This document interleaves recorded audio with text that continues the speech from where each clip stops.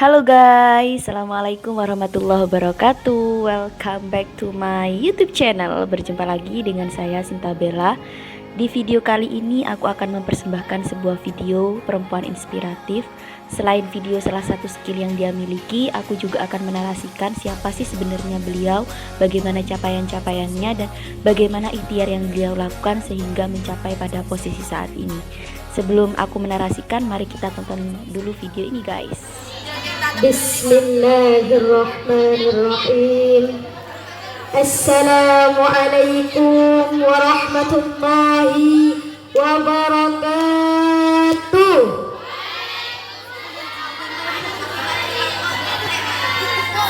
Alhamdulillahi rabbil alamin, wa bihi nasta'in wa ala umurid dunya waddin.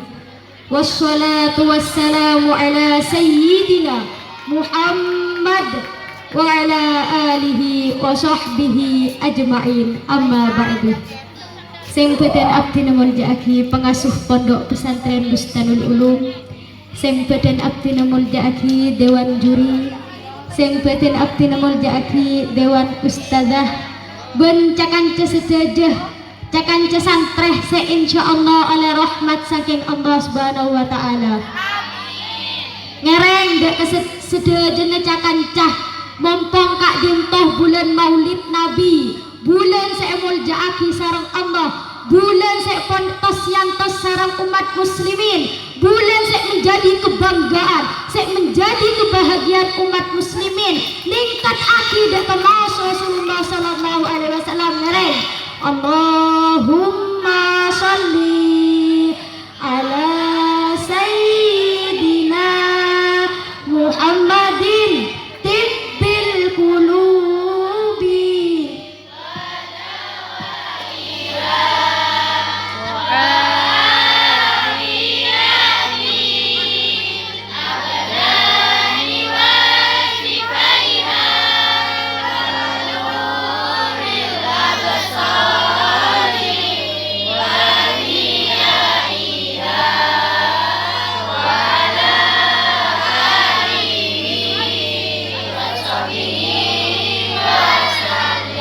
prajurit pembela Rasulullah,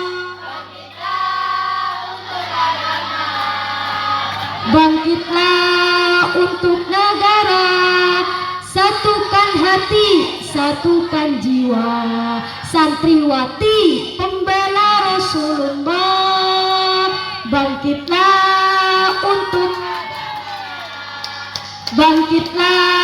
untuk negara, satukan hati, satukan jiwa.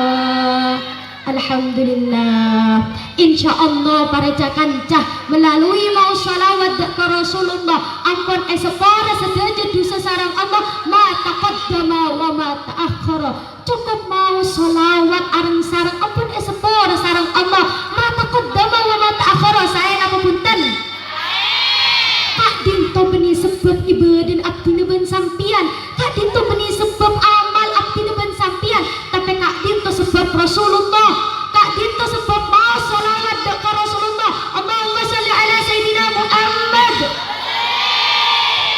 Allah berfirman, bismillahirrahmanirrahim, qul in kuntum tuhibbunallah fattabi'uni yuhibbukumullah. Shadaqallahul ayat. Para cakancah ayat Kak dinto nuduaki dek abdi neben sampian, abimbing dek abdi ne sampian, apa na pecaran oleh kecintaan ben ridho saking Allah subhanahu wa ta'ala. Cara oleh kecintaan ben ridho dari Allah subhanahu wa ta'ala engki Kak dinto atoro dek Rasulullah, atoro kolam pada Rasulullah Muhammad sallallahu alaihi wasallam.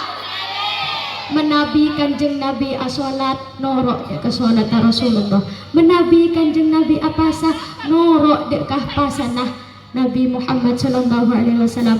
Para cakancah cuman semakin apun benyak secaya pun cinta gak dengan Nabi, secaya pun atorok dek kah Rasulullah, tapi keluar dari ajaran beliau benyak semakin cakancah sek tak porong ada aki maulid Nabi, benyak semakin cakancah sek tak porong ada aki tahlil, benyak semakin cakancah sek tak porong sholat Jumatan. Naudzubillahi min dzalik. Tak itu beni bukti cinta dengan Rasulullah. Kak Dinto beni atoro pelampian Rasulullah, tapi Kak Dinto keluar dari ajaran beliau. Insya Allah Kak Dinto takdir oleh kecintaan ben ridho dari Allah. Oke teman-teman, jadi video ini murni aku buat setelah aku dapat kiriman video barusan yang kalian tonton itu. Jadi aku nggak mempersiapkan poin-poin bahasan, tapi ini ngalir aja, nanti sekedar sharing gitu ya. Nah, siapa sih anak perempuan barusan gitu? Nah, dia adalah ponakan saya guys, putri nomor 2 dari mbak kandung saya yang pertama gitu. Nah, anak ini memang memiliki kemampuan dan semangat yang berbeda dari saudaranya yang pertama gitu. Tapi saudaranya yang pertama juga memiliki prestasi-prestasi akademik. Hanya saja dia hanya fokus di akademik tanpa mau mengeksplor diri di wilayah publik dan juga sosial begitu. Beda dengan adiknya yang nomor 2 ini. Jadi ceritanya dia itu kalau kita ngomong pendidikan, jenjang pendidikannya dia itu di TK Samratul Afkar, habis itu di SDN Gumas 4, habis itu setelah SD dia langsung mondok, SMP dan SMA dia tempuh di pondok gitu. Sekarang masih kelas 3 SMA. Nah, waktu dia pertama kali mondok itu masih ada saya di pesantren, jadi saya masih mengikuti proses dia di awal-awal gitu. Waktu itu semasa dia menjadi santri baru, dia itu sudah saya latih untuk menguji mental. Pernah saya mencoba untuk memberikan dia peran dalam suatu drama gitu ya, dengan memakai satu kacamata bolong hitam dan dia tuh berlagak kayak orang gila gitu, tapi dia dengan PD-nya bisa melakukan dan menampilkan menghibur penonton begitu. Nah, di situ saya menguji mental. Nah, seiring berjalannya waktu, setelah saya selesai di pondok, saya kuliah, saya mengikuti dari luar aja. Nah, dia itu selalu memiliki target-target, capaian-capaian yang ingin dia peroleh selama 1 tahun sekolah misal, atau 1 tahun menempuh jenjang pendidikan begitu. Kebiasaan seperti ini juga saya latih semenjak dia baru di pesantren gitu, karena aku pun melakukan hal itu gitu. Ketika saya tidak kerasan atau sering ingat rumah, maka saya akan mencoba untuk melihat lembaran kembali apa sih yang menjadi capaian saya, sehingga saya bisa fokus di situ dan tidak memikirkan rumah sama sekali gitu. Pun hal ini saya terapkan kepada ponakan ini agar dia bisa kerasan di pondok. Tujuan awalnya hanya itu guys. Nah, akhirnya dia ikutinlah apa yang saya saranin. Seiring berjalannya waktu, ternyata dia memiliki prospek dan orientasi yang lebih tinggi daripada saya terkait capaian yang dia inginkan begitu. Nah, akhirnya di tahun ketiga dia pernah, entah tahun ketiga tahun keberapa, dia itu pernah menangis karena melihat mbaknya yang pertama ini di tahun itu memborong piala. Jadi mbaknya ini memperoleh lulusan terbaik formal, lulusan terbaik diniyah, terus tauladan pondok, terus habis itu waktu itu piala hafal alfiah gitu. Nah, melihat mbaknya yang seperti itu, dia akhirnya menangis terseduh-seduh kepada ibunya waktu itu. Posisinya mbaknya ini masih di atas panggung ya, dia menghampiri ibunya, menghampiri mbakku, nangis dia itu, ya Allah, ibu maafkan aku belum bisa membanggakan ibu, gak bisa seperti mbak gitu. Dia tuh nangis gitu. Akhirnya setelah itu, di tahun berikutnya dia memiliki target. Waktu itu gila banget targetnya dan di luar nalar bagi aku ya, karena aku pun belum pernah mencoba hal yang seperti itu. Jadi dia itu memiliki target bisa hafal imriti bersama artinya, muradnya gitu, dan juga alfiah gitu. Akhirnya dia melakukanlah ikhtiarnya untuk mencapai capaian itu tadi gitu. Di menjelang akhir tahun dia kembali menangis dengan histeris, menghampiri saya dan juga ibunya waktu itu, meminta maaf lagi karena apa yang menjadi targetannya itu tidak bisa dia capai waktu itu. Jadi untuk alfiahnya ini sudah dia usahakan, ternyata dia masih belum bisa gitu. Masih separuh waktu itu, masih 500-an. Nah, sedangkan imriti sama muradnya sudah bisa dia lakukan, sudah di luar kepala. Akhirnya waktu itu saya memberikan pencerahan, intinya ya motivasi supaya dia lebih tenang. Nggak apa-apa gitu, alfiahnya bisa ditempuh tahun lagi. Ini kamu sudah luar biasa bisa menghafal imriti dengan muradnya, dan waktu itu belum ada di pesantren yang seperti itu gitu. Akhirnya dia mencoba legowo dengan terus meminta maaf kepada ibunya. Akhirnya dia mengikuti musabakoh Imriti dengan Murad. Nah, selanjutnya di tahun kedua baru dia menghafal alfiyahnya lagi dan mengikuti musabakoh alfiyah. Waktu itu dia sendiri yang dari putri, habis itu ada dari putra satu. Itu capaian di tahun berikutnya. Kemudian selain capaian-capaian akademik ini, dia juga akademik Islam, maksudnya yang dari pesantrennya, dia juga sering mengikuti lomba-lomba formal kayak LKTIN, lomba karya tulis ilmiah kayak gitu. Terus dia sering speak up, mencoba untuk bisa berbicara di depan kayak gitu. Nah, dia pun hari ini sudah dipercayai untuk menjadi ketua di beberapa organisasi di pondok itu. Dia sekarang menjadi Rois Markaz Al-Arabiyah, terus habis itu menjadi ketua aksi gitu, juga menjadi pengurus pondok. Nah, ini capaian-capaian yang luar biasa menurutku, dan apalagi yang paling bikin aku bahagia dan juga mengucapkan syukur yang berkali-kali, yaitu dalam 1 minggu ini hampir setiap hari saya mendapat kabar baik dari dia. Dan hari Minggu kemarin dia mengabarkan meminta doa untuk karena masuk 10 besar LKTIN-nya dan masuk pada tahap presentasi gitu. Dan habis itu 1 hari berikutnya dia ngabarin ikut lomba baca kitab. 1 hari berikutnya dia ngabarin ikut lomba ceramah bahasa Madura, dan videonya barusan yang kalian tonton. Dan barusan ini tadi sore aku melihat dia menjadi wisudawati terbaik guys di pondok. Masya Allah, ini syukur yang luar biasa, syukur alhamdulillah yang kami sekeluarga ucapkan. Sudah ada di antara kami bibit seperti ponakan saya ini, dan semoga ini bisa menular kepada teman-teman semuanya. Oke, sekarang kita sampai pada kiat-kiat dan ikhtiar apa aja yang dia lakukan sehingga mencapai pada posisi ini. Ya, orang hidup itu kan sawang sinawang guys. Kalau hanya melihat capaiannya, semuanya akan tergiur menginginkan menjadi seperti itu. Tapi banyak hal yang dia lakukan yang sarah, susah di belakang itu semua gitu. Jadi kalau yang lainnya tidur, dia mengurangi tidur gitu, mengurangi makan, itu juga dia lakukan gitu.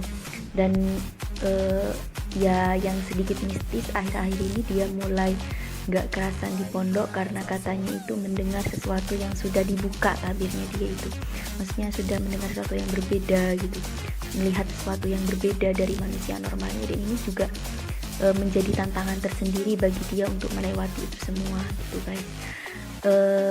Dan itu belajar juga berkali-kali lipat kayak gitu guys. Itu strategi yang dia lakukan. Ini juga berkali-kali mengedepankan orang tua, selalu meminta doa, mengabarkan orang rumah apapun yang ingin dia lakukan gitu. Termasuk ikhtiar dari keluarga juga itu berpengaruh gitu.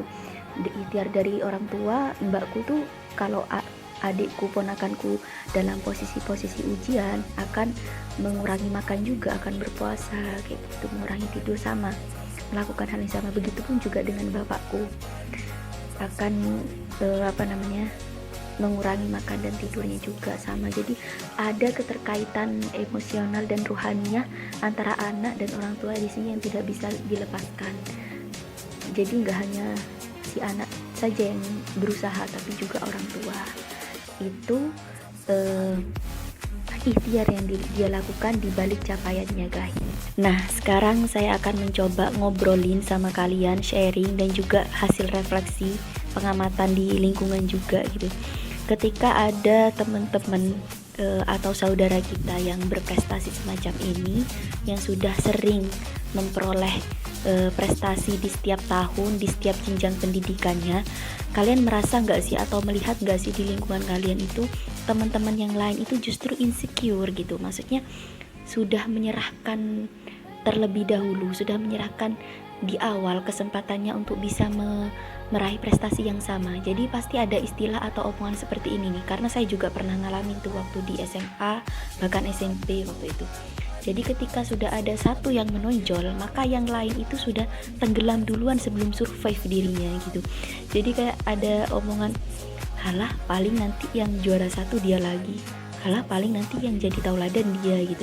Padahal semua itu masih ada proses yang bisa dia lewatin untuk menuju ikhtiar-ikhtiar itu tadi, capaian itu tadi, ikhtiar-ikhtiar yang bisa dia lakukan gitu. Seperti saya baca dulu di salah satu bukunya Gus Rektor soal salah satu tokoh, entah itu ulama atau tokoh saya lupa, dia itu menjadi paling bodoh di kelasnya, tapi karena usaha yang dia lakukan lebih keras, maka akhirnya dia menjadi orang yang lebih bisa daripada yang lain gitu. Jadi kalau aku boleh menyimpulkan, semua itu tergantung semangat dan kemauan kalian. Jangan insecure terlebih dahulu, coba dulu, karena gak mau kan kalian kalah sebelum berperang kayak gitu. Itu motivasi yang bisa saya sampaikan, teman-teman. Percaya pada diri sendiri dan coba lakukan. Berekspektasi dan juga berhayal, bermimpi itu boleh, asalkan dibarengin dengan ikhtiar, usaha. Pun nanti hasilnya kita kembalikan lagi kepada Allah, supaya kita menjadi orang yang pandai bersyukur dalam kondisi dan situasi apapun. Kita di sini sama-sama belajar, guys. Oke? Love you guys, aku pengen semua dari kalian itu speak up dan mencoba untuk mengasah diri. Love you. Itu aja yang bisa saya sampaikan. Semoga barokah dan manfaat untuk kalian semua. Jangan lupa like, comment, subscribe, and share supaya banyak yang dapat memperoleh manfaatnya dari adanya video ini, guys. Bye bye. Assalamualaikum warahmatullahi wabarakatuh. Mwah.